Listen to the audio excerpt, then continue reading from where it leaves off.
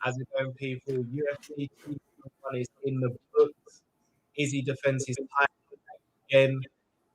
Cannoneer looks as though he's ready to become the next challenger for Izzy. And there's a new knockout king in heavyweight division. I'm joined by my partner in crime, Luke, from Let's Talk Sport. This is the UFC 271 recap. Let's get into it.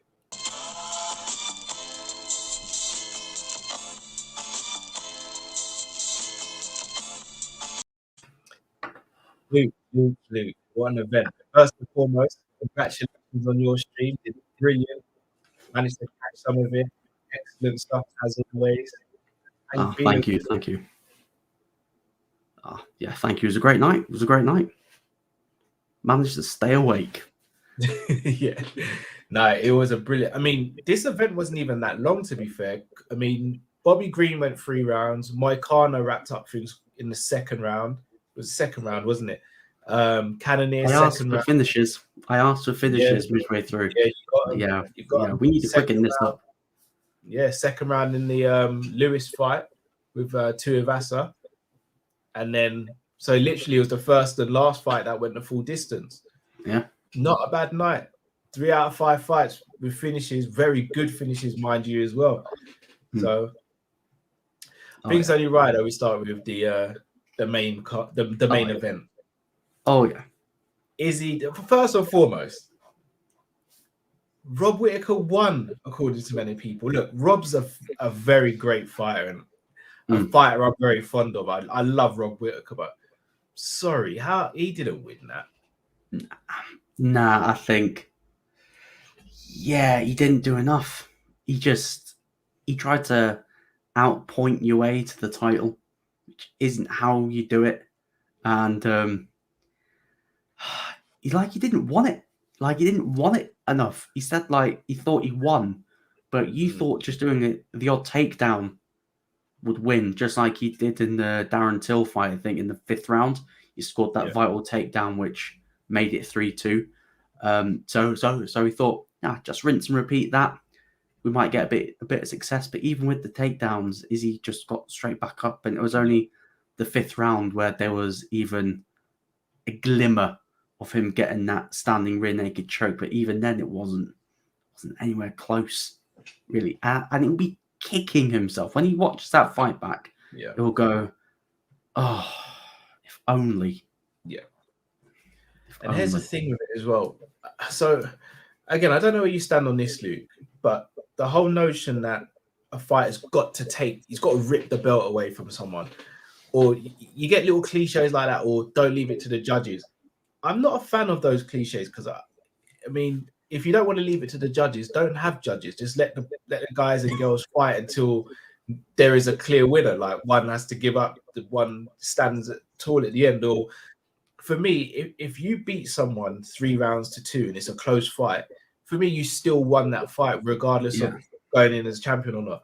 However, on this occasion, I didn't have him winning 3 rounds in this. You could argue he won 2 maximum. He definitely won the 5th. Definitely won the 5th. And I think on stream, I was like, oh, did he win number 2? But I was like, maybe it was because the first round, he was poor in the first round. He could have got finished, got dropped with the jab straight down the middle.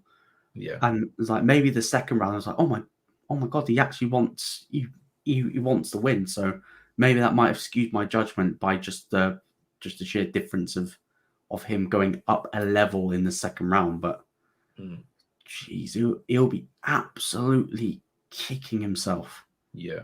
For not pushing more. The thing is, though, could he have pushed more? Because if you push more, that's playing into Izzy's game as well, though. So it's Izzy's that tough fighter to figure out, because if you go gung-ho, you get stopped like Costa did. If you don't do anything, then you're going to be a Romero. You're going to try and wrestle him, you'll be Vittori. He's showing ways of beating all of these different fighters. I'll be honest, there's only 2 threats to him, in my opinion, which we'll obviously get to in a bit. Yeah, I think the Whittaker 2 fight, that just looked like a better version of Vittori 2. And when I did a watch on for that, I was like, falling asleep. Yeah, you're bored. I was You're bored. boring. Like Agreed. even Izzy was taking the piss in the middle of the fight, going, "Oh my god, he's hurt my legs!" Like, don't Yeah, stop. grabbing his bum at the end as well. Yeah. Like it was easy for him. It was easy. The two threats I genuinely believe, and obviously we'll speak about Cannonier because he looks as though he'll be the next challenger, and rightly so. He completely earned it. I think is Alex Pereira and Khamzat Chimaev. Yeah. For me, they're the only two threats. Alex because he's beaten Izzy, and that would predominantly be a standing fight, in my opinion. And Khamzat because Khamzat's wrestling seems to be such. Tweeted out afterwards. Yeah. Izzy got asked about this. When easy money, grappling 0, I'll kill him. And Izzy just looked super unimpressed. Yeah, he's just like, okay. He was like, he's like, okay. Yeah. We'll see you soon. Yeah, but no, my prediction that doesn't phase Izzy though, because Izzy's heard everything. He's heard it from Costa saying he's got no jiu-jitsu, ends up mounting him and finishing the fight. Yeah, and dry humping him right at the end. Just a little bit of an exclamation point. That's more than an exclamation point. That's like the Triple H. Yeah. But I mean, those are the only two fights I see him having a problem with. I think he beats Cannonier. I think that'll be an exciting fight though, because I don't think Cannonier is going to stand there and take pictures. Yeah, but I think still see Izzy winning it. Yeah, I just want to see that old Izzy, the fire, like he really fired up. And at the moment, like you look at the division, Cannoneer is the number 1 contender now. Like looking down at that, like we were discussing before we came on, Sean Strickland, like he didn't do himself any favors. I didn't even watch the fight night. I watched the highlights, and even they looked bad. I was like, I watched the fight, and it was boring, bro. It was boring, and like you're looking down the list. Till needs 2 wins. Hermanson doesn't excite. No, Hermanson can't. You want to run Kelvin Gastelum back? No thanks, because he needs to drop down the weight division. Yeah, I'm so glad you said that. We'll go into that in another show. We'll talk about another person that needs to drop down the division because Kelvin and the other person, they look like that they're cut from the same cloth. But we move on to that. Kelvin, I genuinely believe if Kelvin had been disciplined and stayed at 170, I think he could have made a proper run for the title, maybe even have won it. I'm nicking a quote from Nick Pete on the podcast. He's a fat welterweight. That's who Kelvin Gastelum is. Yeah, he's a big welterweight. But like even then, like I think the only challenge for Izzy is obviously if Usman jumps up, not going to happen anytime soon. Like that's going to go down as a GSP Anderson Silva. Yeah, like what could have been, but I think he beats Cannonier. I think it'll be another decision. I think he's going to walk through him. I don't think it's going to be much of a challenge, to be honest. And then, personally, if I was him, I go, right, I'm done in this division. I've got nothing left in this division. Going to take a year out, bulk up, go back up to light heavyweight. Because I believe if Izzy took himself more, if he took Jan more seriously and actually bulked up, I think he would have won. Like it was only the wrestling that stopped him. Apart from that, he was winning the first 3, and it was only the first 2, and Jan won the last 3 just basically on the grappling. So I just feel like Izzy needs a challenge, and then that will let Usman jump up to 85. But hey, I think that's a killer because Izzy keeps on speaking about clearing out the division. Wants to clear out the division, but he's beaten number 1 twice. Yeah. Beaten number 2. Yep. Cannonier's number 3, who's fighting next, who I think he beats. Yep. Beaten Brunson. Yep. Like Romero's not there anymore. Let me quickly get the rankings. I'll have a look at my phone. Because he's pretty much like, is there going to be a case? Is he going to have to start fighting number 6, number 7, number 8, which you're kind of looking and thinking, well, they don't really deserve the fight. But if Izzy's calling the shots and wants to literally clear out the division, so Strickland's number 5. You could go with Strickland. Cannonier is now number 2 in the division, actually. Yeah, that makes sense. Costa's number 5. He's beat Hermanson. So after that, you've got Hermanson, Till, Hall, and then Gastelum. Gastelum he's beaten. Number 11 he's beaten in Tavares. So he's got Cannonier, Strickland, Hermanson, Till, and Hall. He's got 5 more people in that division, unless someone has a breakthrough. Like even then, Alex Pereira. I mean, even then, like, are we going to get even prime Alex Pereira's not even in the top 15 yet.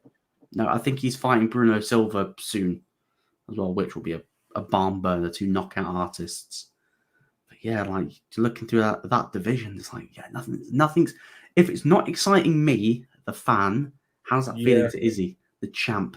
He wants competition. Yeah, he needs that. I actually think Cannonier does excite him because he's wanted the Cannonier fight for a while. Yeah, like he wants the fresh meat. Yeah. So that's next. I think it's going to happen in June. I think Izzy says he wants to be back in June, which sort of fits the rhetoric of him fighting every 4.5 months. He's been here for 4 years and he's practically cleaned out the middleweight division. Yeah, well, he reckons he wanted to fight he wanted to do 4 fights this year. So he's done 1. If he fights in June and he comes through that unscathed, he could potentially turn around September and then maybe December. Which would be crazy. He doesn't cut a lot of weight either. Like he walks around at 190. Yeah, so he doesn't cut a lot. Pretty much walks around at his weight. Yeah, doesn't bulk up between fights, or he's a master athlete, man. Biran says, is he cleared out the division? Should he jump up weight now? Well, you were saying, Luke, give it a year, let him bulk up and then go up. Let him do a John Jones without actually doing a John Jones, because John Jones is inactive. Don't know whether or not he's even going to come back. Yeah. But if Izzy did the light heavyweight, he needs to do it properly. He needs to bulk up, because when you look at light heavyweight, you're looking and thinking, he could probably take the top 5. Yeah. So, I mean, him and Proskaya would be a sensational fight. That'd be a sensational fight. Oh, yeah. Is he still champ? What next for Whittaker, bro? I don't know. He's kind of in that Colby Covington situation now, isn't he? Yeah, I think he's already fought at welterweight, but he's killing himself to get to 170. Yeah, he can't jump up. No, I think he just goes and fights who he's not fought and hopes he gets a trilogy, which is unlikely. I hope that doesn't happen. Probably is Brunson Whittaker happened? Maybe do that fight next, because I think Brunson says Brunson before. I think he would absolutely destroy Brunson now. Easy. I mean, you could do Whittaker and Costa, for example. Yeah, Whittaker, Costa. Whittaker, Vittori. Whittaker's actually got a few fights in the division he could have still. Yeah, maybe he can go with another 3-fight win streak, and if Izzy's still knocking about, then you say, hey, let's have a trilogy. But if, let's say, Izzy does jump up and he's there, maybe a certain Nigerian nightmare will, think, what, my boy's not here anymore. Yeah, let's become a 2-weight world champ. Let's add that legacy, which I think at some point Izzy will want that legacy. He want the enter the GOAT conversation, and to make that happen, he needs another belt on the shoulder. Yeah. Biran says, I think it's time to make Izzy versus Jones. I don't see that fight happening at all anymore. John Jones is like 275. So he said. Izzy said before taking on Jones that he wanted to get more experience before he jumped up into the cage with Jones. We don't need. For me, Jones is the issue, not Izzy here. Like, we don't know if and when Jones is going to fight. Keeps on teasing it, but we don't know if it's going to happen. You're like the boy that cried wolf. Yeah, no one's going to be interested when you decide, I want to come back. It's like, mate, Precisely. Yeah, like he's wasting his prime years at heavyweight. Messing around. Speaking of heavyweights, it's a nice little segue, little tee up there. TUIVASA.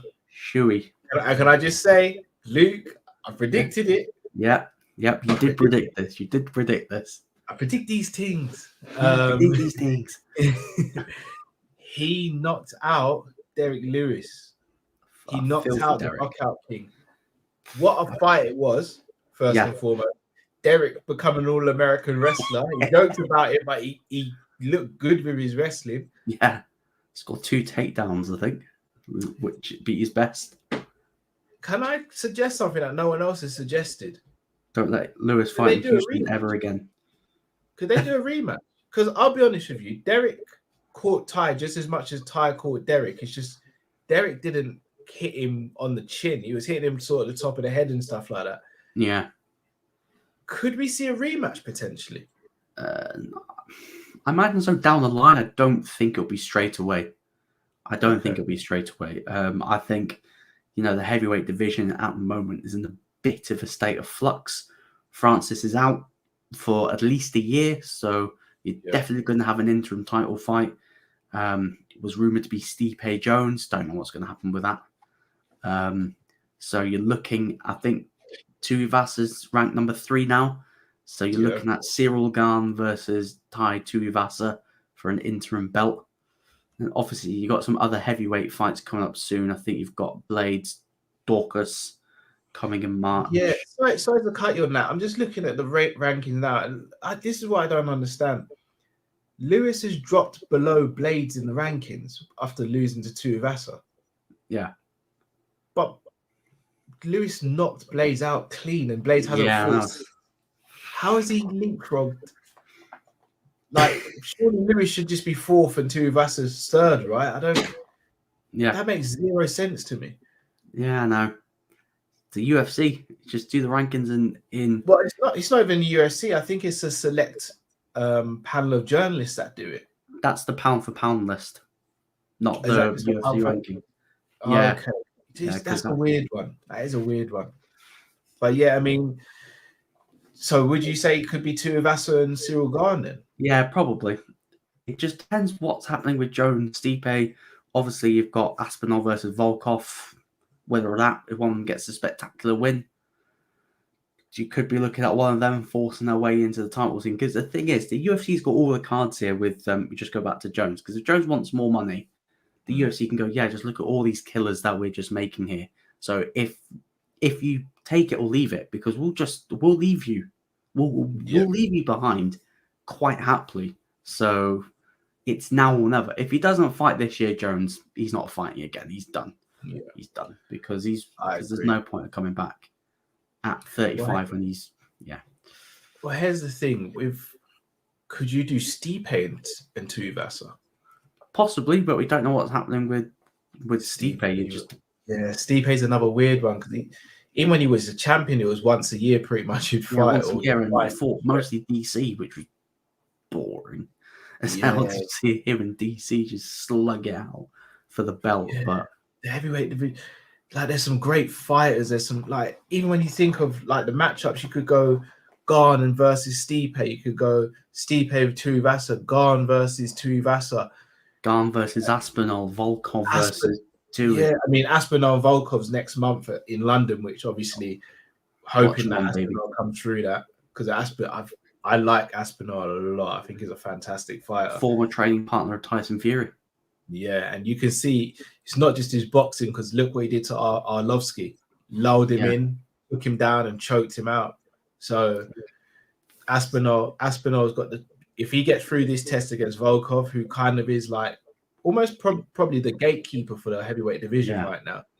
If he gets past him, then we're really talking about 4 men who are kind of battling for that number 1 title spot. Yeah, new breed of heavyweight as well. Not like the old breed, like your Lewis, your Tuivasa. You've got quick hands, hits like a heavyweight, moves like a middleweight. Yeah. That's Cyril. I just feel sorry for Derek Lewis because if he ever gets to call the fight in Houston, I'm going nope. He won't. No. Yeah, he won't. That's 0-2 in Houston, so no thanks. Both stoppages as well. Shout out to Tope in the comments as well. All right. So, what happens with Lewis then? I don't know, actually. It's a weird one. Lewis, because he's fought for the belt twice.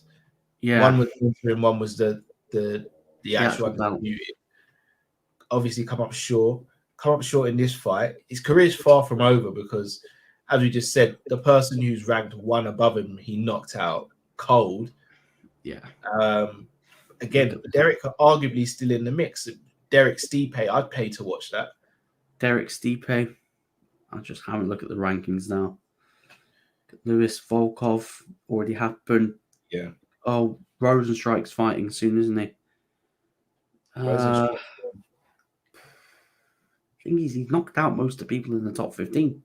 So I was going to say. Yeah. There's not real looks there. Who's he not knocked out? Yeah. I mean, you could go maybe Aspinall if he comes through this. He could fight Lewis, and that would be his tee-up fight for. Possibly. I like it. I mean, Lewis did actually want to fight Stipe, but for whatever reason, it didn't happen, and he ended up fighting TUIVASA. Yes.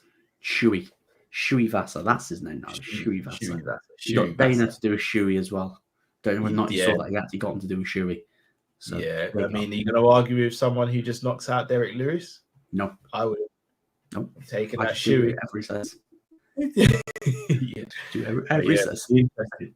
That heavyweight division is getting really interesting. That win from Ty, even though Derek's my guy, that's really opened up the division again. It's opened up.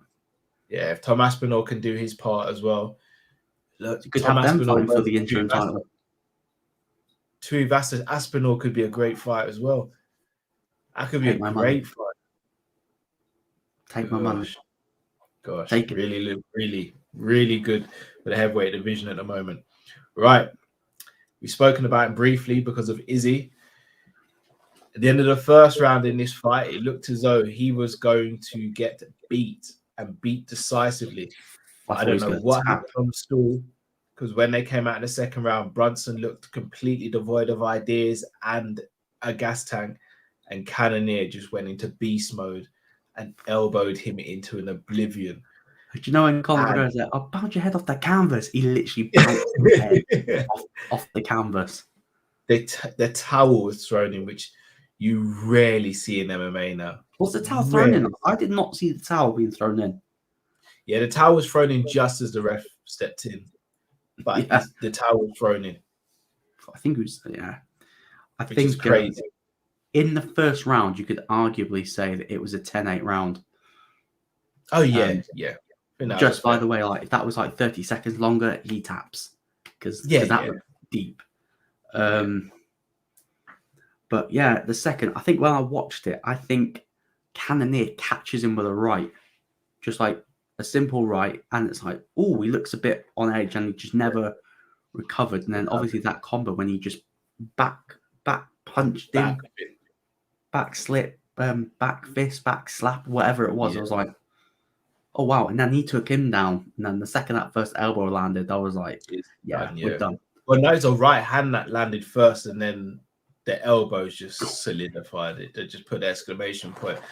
You see that backhand punch? It's a very underrated technique because you proper get, when you whip it, you literally hit him with the knuckles. There's no gray area there. You hit with the knuckles. Yeah. If you get it wrong, you can end up potentially breaking your hand. But it's a really, really strong technique. I mean, I did karate back in the day, and that was one of the techniques we were taught. And when you hit the pads, you hear the noise it makes, and you're not even putting in that much effort either. So it's a very underrated. Former heavyweight. And look at CANNONIER. You're like, you can just look at him and know he hits hard. He hits like a truck. So beast. Take that beating. But yeah, he is the next in line. There is. I'd be very shocked. Dana. He called out Dana saying, "Hey Dana, look at me." Huh? Yeah. Look at me. I'm next, Dana. I'm next. And Dana's like, I'm not going to disagree with him. Yeah, not going to argue. But again, if he doesn't get that next title fight, it would be only because of injury, surely. Because have you just gone through Izzy's resume and the rest of the division? No one else can lay claim to that right now. No one at all. He was a heavyweight topo. He was a heavyweight. Then dropped to light heavyweight. Then went to light, and then now he's at middle. I think he got taken down quite a lot at heavyweight and at light heavyweight. So maybe middleweight's the perfect division for him.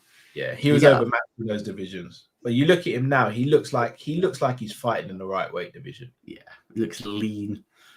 Looks in great shape. Yeah, I reckon that might be it for Brunson in terms of a title push as well. I think this was his he last said that was his last push. I think he's got a couple of fights left. Maybe we'll get Brunson Whittaker, as we mentioned earlier. Maybe Brunson Costa. There's still a couple of good fights for him to have. I don't fancy him in those fights, though. Yeah, I know, but maybe he wants one last payday. Yeah, I mean, could you do Till Brunson too?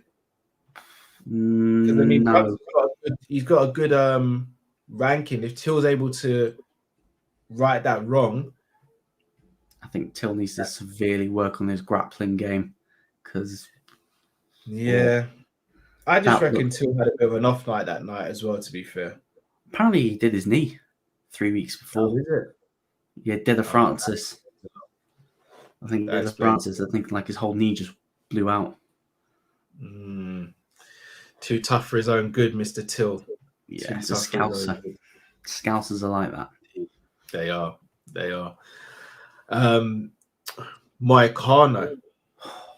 This was on the prelims originally. Like when I was setting up the stream, I was like, "Why is this on the main card?" I'm glad you said that because that completely threw me off as well. Tyler Phillips and Marcelo Rojo, right? Yeah, I was like, "What's going on?" They made a great decision, though. To be fair. Oh yeah, great fight. I love the fact that Alex Hernandez got tapped out. I loved it. He's I don't particularly like him. He talked a lot of trash to Donald Cerrone, and that happens one way. You either smash Donald or Donald smashes you. There's no which way around it. And the fact he got tapped, that lost all of his. They got finished in that fight. Yeah, all of his hype went, and since then he's been floating outside the top 15. I think he lost to Rafael Vaziz. I think. Yeah. Trying to think who else he fought. Yeah, he fought Hibbert. I think he fought after Jai Herbert. Yeah, like cocky characters like that. Like when he tapped, I was like, again, Fazib, I think someone who we could be speaking about in a year or two is like top 5 potentially. Title challenger, maybe. Could be. Trains out. The only thing that could work against him is his height. He is quite short for that division. But I'll be honest, him versus someone like Chandler in a year down the line could be money. That could be money. Him and Gaethje striking. Him and Gaethje could be money. Him and Tony. I actually think he'd stop Tony. Yeah. I think he'd stop Tony. But him and RDA is going to be a hell of a fight. If he can keep RDA standing, I think he stops RDA. Yeah. Oh, yeah, 100%. Keep him standing because RDA is great. Yeah. RDA is that this weekend? Is this that weekend? No, I don't think so. I wonder which fight night's on this weekend. Yes. Johnny Walker versus Jamal Hill. No, hold on. It's saying it. Unless that fight's it's oh no, it got changed. Oh no, it got moved. It got moved to UFC 272 co-main event, 5 rounds. Oh, it's a 5-rounder as well. Yeah, 5-rounder co-main. Oh, 272 is looking good. Bryce Mitchell's on that as well. So nasty. Kevin Holland and that's 272, Luke. 272 is tasty. It's tasty. Loving the look of that. That car's gonna be special. Yeah, because it got cancelled because I think Vaziz had visa issues. That's why he couldn't make it this week. Johnny Walker versus Jamal Hill will still be a good fight though. Yeah, Johnny Walker needs to get his act together. Yeah, I think I saw his interview with Ariel Helwani, and he basically said he's got to get himself together now, and he's got to put in a top performance. He knows that, I think, in himself. So yeah, remember when he was touted to be the one? Yeah, he was. Like we all thought he was going to be the one to challenge John Jones, and didn't even get close again.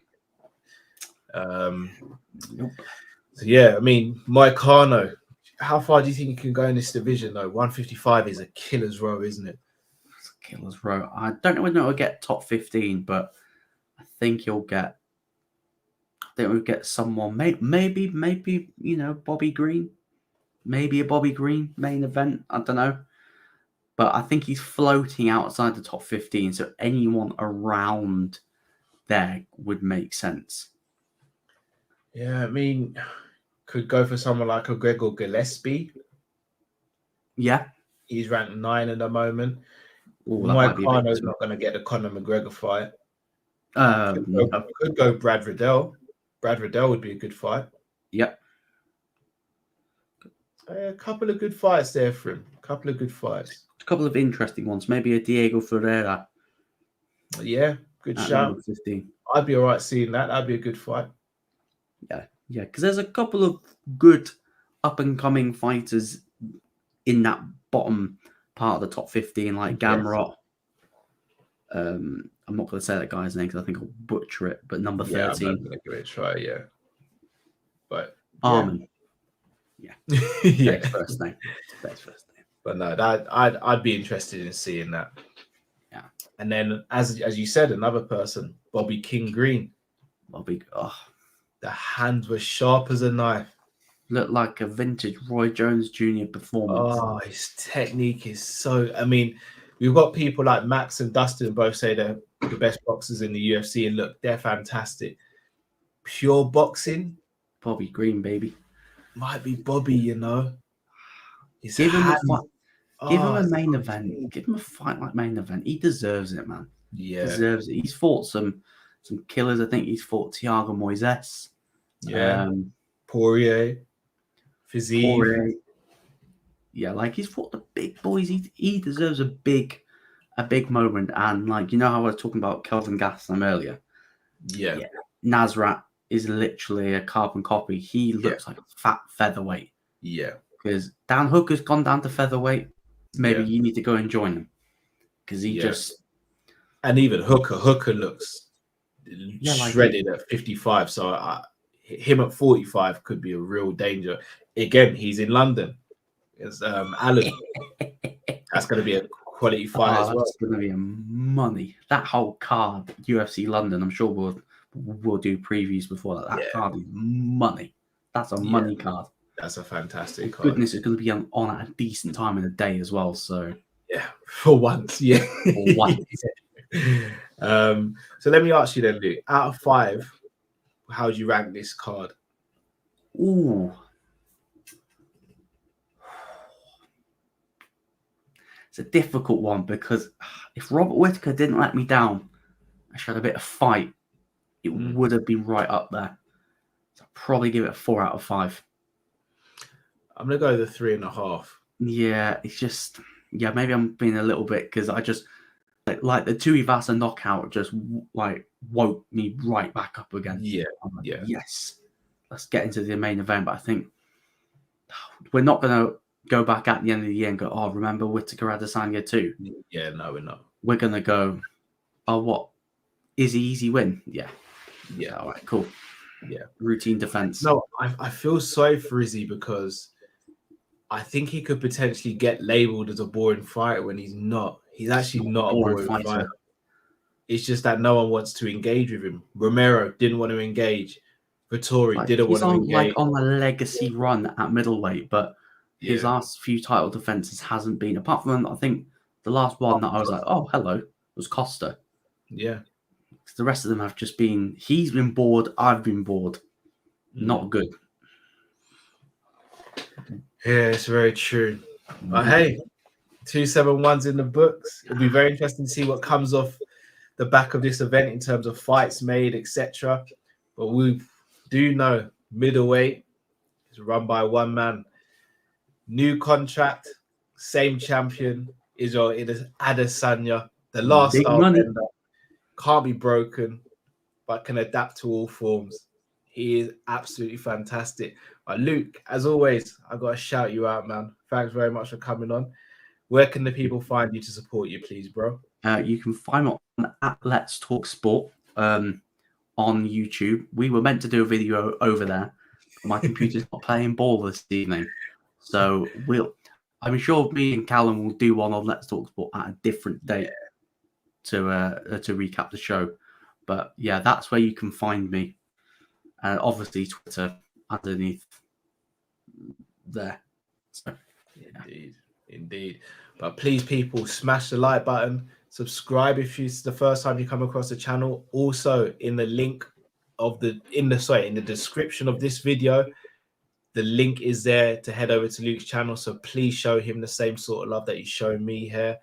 And Luke, until we work again, always a pleasure, my man. Yeah, always a pleasure. Thank you very much, everyone, for watching. Stay safe, stay blessed. Sanderson Show. We are out. Take care.